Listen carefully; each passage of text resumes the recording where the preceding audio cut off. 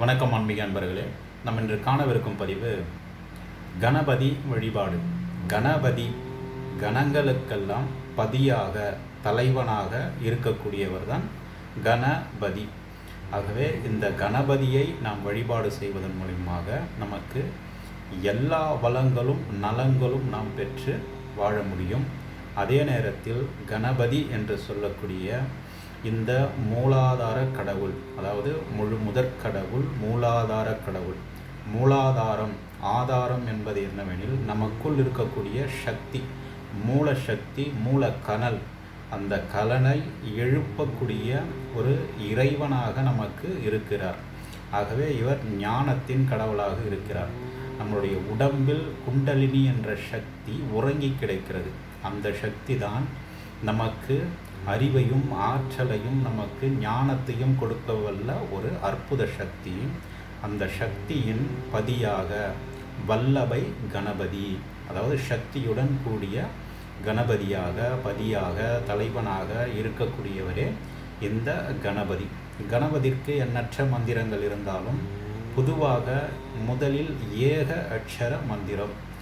ஏகம் என்றால் ஒருவனே, அநேகன் என்றால் இந்த ஒருவனே அநேகனாக இருக்கிறான். ஏகனடி போற்றி, அநேகனடி போற்றி, இறைவனடி போற்றி. ஆக ஈஸ்வரன் ஒரே ஒருவன். அவன்தான் எல்லாமாக விரிந்து கிடக்கிறான். அவன்தான் பெருமாள், பிரம்மா, ருத்ரன், மகேஸ்வரன். பல்வேறு வடிவங்களில் அவர் அநேகனாக நமக்கு காட்சி தருகிறார். அநேகமாக காட்சி தந்தாலும் அவர் அனைவருக்கும் ஒருவனான ஏக இறைவன். ஆகவே அப்படிப்பட்ட ஒரு வழிபாட்டு முறை தான் இந்த கணபதி வழிபாடு முறை. கணங்களுக்கு பதியாக இருக்கக்கூடிய இவனே அதற்கு முழு முதல் தலைவனாக இருக்கக்கூடியவன் என்பதுதான் இதனுடைய பொருள். ஆக கணபதியுடைய வழிபாட்டு முறையை பற்றி நாம் இந்த பதிவில் தெளிவாக காண்போம். ஆக இந்த கணபதி வழிபாடு மிகச்சிறந்த வழிபாடு. வழிபாடுகளில் முதலில் நாம் வணங்கக்கூடிய ஒப்பற்ற தெய்வமே இந்த பிள்ளையார் என்றழைக்கக்கூடிய கணபதி வழிபாடு.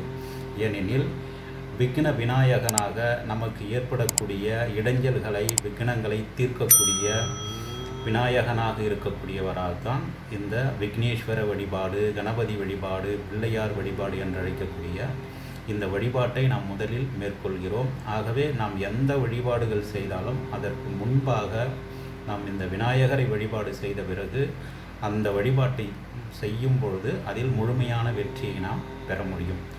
ஆகவே இந்த கணபதிக்குண்டான ஏக அட்சர மந்திரம் என்று சொல்லக்கூடிய ஓம் கங் கணபதே, கணபதையே என்று சொல்கிறோம். ஆக அந்த கங் என்று சொல்லக்கூடிய க இங், உயிர் மெய். இந்த உயிர் மெய் என்று சொல்லக்கூடிய இந்த உடலில் இருக்கக்கூடிய அந்த மூலாதார சக்தியே அந்த உயிர்மெய் சக்தி. இந்த சக்தியை நாம் எழுப்பக்கூடிய ஒரு மந்திரமே இந்த கங் என்று சொல்லக்கூடிய மந்திரம். இது ஏக அட்சர மந்திரம், ஓரெழுத்து மந்திரம் என்று கூறலாம். ஆக இதுதான் நம்முடைய உடலில் இருக்கக்கூடிய அந்த சக்தியை பெருக்குகிறது. இதன் மூலமாகத்தான் நாம் எந்த ஒரு பூஜையை செய்கிறோமோ அந்த பூஜையை பொருட்டு நமக்கு ஆற்றலை நமக்கு கொடுக்கிறது, அந்த சக்தியை அடைவதற்கு மூலமாக இருக்கிறது. ஆகவே இந்த கணபதியை வழிபாடு செய்து இவரை சித்தி செய்து கொண்ட பிறகுதான் மற்ற எந்த வழிபாடுகளையும் நாம் மேற்கொள்ள வேண்டும். அப்பொழுதுதான் அதில் பூரண வெற்றியை பெற முடியும். ஆகவே இவருக்குண்டான வழிபாட்டு முறையை எவ்வாறு செய்வதெனில் மிக மிக எளிமையான வழிபாடு என்றால் கணபதி வழிபாடு தான். ஏனெனில் ஒரு பசும் சாணத்தில் பிள்ளையார் போன்று சிறிதாக பிடித்து வைத்து அருகம்புல் சாற்றி அதற்கு குங்குமம், திருநீறு, பூக்களை வைத்து தூபதீப ஆராதனைகள் செய்து நாம் வழிபாடு செய்யலாம். வெற்றிலை பாக்கு, பழம், வெல்லம் இவைகளை வைத்தால் மட்டுமே போதும். அல்லது ஒரு வாழை இலை வைத்து அவல் பொரி, கடலை, பொங்கல், பாயாசம் இவைகளை வைத்தும் வழிபாடு செய்யலாம். இன்னும் பெரிதாக செய்யும் பொழுது பல பழ வர்க்கங்களை எல்லாம் வைத்து தூபதீப ஆராதனைகள் எல்லாம் செய்து வழிபாடும் செய்யலாம். ஆக எளிமையாகவும் செய்யலாம். மஞ்சளில் பிள்ளையார் பிடித்து வைத்து அருகம்புல் சாற்றி பூக்களை வைத்து வழிபாடு செய்யலாம். ஆகவே மிக எளிமையான வழிபாடு என்றால் கணபதி வழிபாடு தான். ஆகவே இவருக்குண்டான மந்திரங்கள் எண்ணற்ற மந்திரங்கள் இருந்தாலும் கணபதி என்று சொல்லக்கூடிய அவருக்குண்டான மந்திரங்களில் ஒரு சில மந்திரங்கள், அதாவது கஜானனம், பூதகணாபித சேவிதம், கபித்த ஜம்பு பலசார பட்சிதம், உமாசுதம் சோக விநாசகாரணம், நமாமி விக்னேஸ்வர பாத பங்கஜம். அதாவது கஜானனம், அதாவது கஜம் என்றால் யானை, அதாவது யானை முகத்தை உடையவனே என்பதைத்தான் நம் கஜானனம்.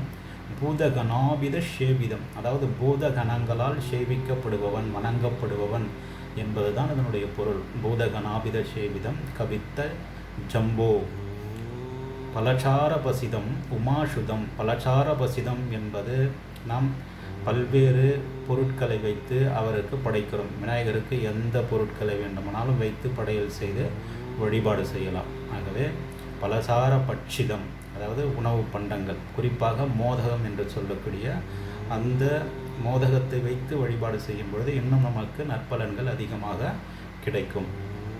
ஆக பலசார பட்சிதம் உமாசுதம், அதாவது உமையவளின் திருமகன், உமையவளால் அதாவது பார்வதியினுடைய புத்திரன் என்பது பொருள்.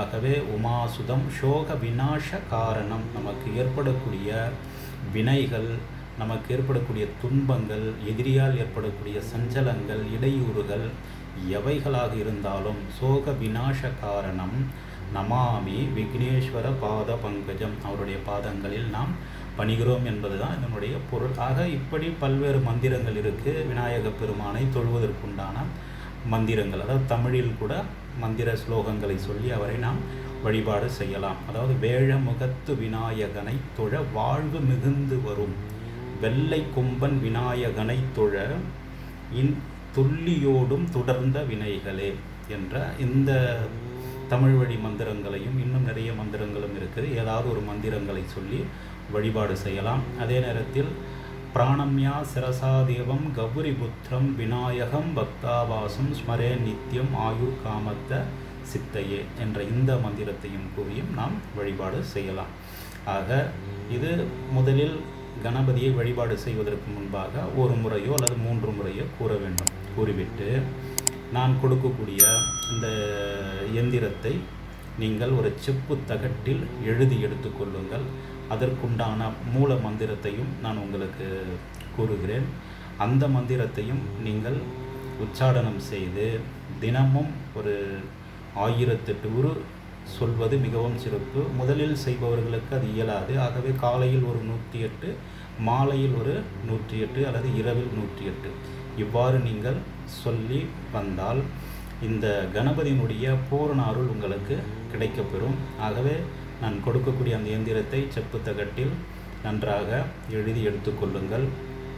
அதே நாம் இந்த பூஜையை செய்வதற்குண்டான முக்கியமான நாளாக அமாவாசை, பௌர்ணமி, வளர்பிறையில் வரக்கூடிய சதுர்த்தி போன்ற நாட்களில் செய்வது சிறப்பு. ஆகவே எழுந்து குளித்துவிட்டு நீங்கள் பிரம்ம முகூர்த்த வேளையில் திருநீற்றை அணிந்து சுத்த ஆடைகளை உடுத்தி கொண்டு ஒரு இடத்தில் அமர்ந்து கணபதியை வழிபாடு செய்வது மிகவும் சிறப்பு. அவருக்குண்டான மந்திரமான ஓம் ஹராம் ஹிரீம் ஹ்ரூம் கணபதையே வரவர ஷர்வகணமே வசமானாய ஸ்வாகா, வசமாக ஸ்வாகா என்ற ஓம் ஹராம் ஹிரீம் ஹ்ரூம் கங்கணபதே வரவர ஷர்வகணமே வசமாக ஸ்வாகா என்ற இந்த மந்திரத்தை நீங்கள் தினந்தோறும் ஒரு 108 முறையோ அல்லது 1008 முறையோ உங்களால் முடிந்த அளவுக்கு சொல்லுங்கள். இவ்வாறு சொல்லி நீங்கள் இதை சித்தி செய்து கொண்டால் நீங்கள் கணபதியினுடைய பூர்ண அருள் உங்களுக்குள் கிடைக்கும். ஆகவே உங்களுக்குள் இருக்கக்கூடிய அந்த சக்தி வெளிப்பட்டு மேலோங்கி உங்களுடைய எந்த நீங்கள் செயல்களை செய்தாலும் அந்த செயல்களில் சிறப்பாக செய்து முடிக்க முடியும். எவ்வித தடைகளும் இல்லாமல், எவ்வித பிரச்சனைகளும் இல்லாமல் நம் வாழ்வில் எல்லா வளங்களும் நலங்களும் பெற்று வாழ முடியும். ஆகவே இந்த கணபதியுடைய மந்திரத்தை நீங்கள் சித்தி செய்து கொள்ளுங்கள். நான் கொடுக்கக்கூடிய அந்த எந்திரத்தையும் நீங்கள் முறையாக எழுதி நீங்கள் பயன்படுத்துங்கள். அவ்வாறு எந்திரத்தை நீங்கள் பூஜித்து செய்யும் பொழுது நல்ல பலன்களை நீங்கள் பெறுவீர்கள். ஆகவே இதை செய்து பயனடைவீர்கள் என்று கூறி மீண்டும் அடுத்தது ஒரு நல்ல பதிவில் உங்களுடன் சந்திக்கிறேன். நன்றி, வணக்கம், வாழ்க வளமுடன்.